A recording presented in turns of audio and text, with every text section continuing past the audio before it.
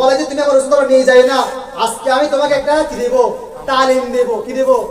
তালিম দেব, শিক্ষা দেব। তুমি প্রতিদিন ঘুমানোর আগে আয়াতুল কুরসি করে ঘুমাবে।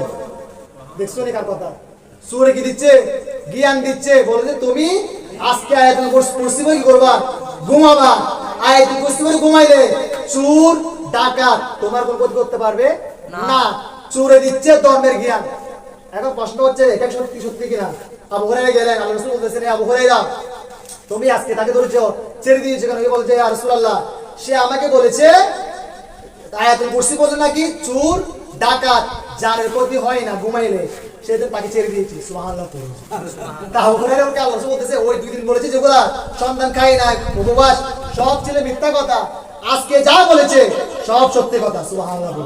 সেজন্য আমরা একটা আমল করি, আয়াতুল কুরসি করে আমরা শরীরে ফুঁক দিই, রাতে ঘুমানোর আগে শরীরে ফুঁক দিই, এরপর আস্তার সঙ্গে শরীরে ফুঁক দিই। কেন জানেন? এটা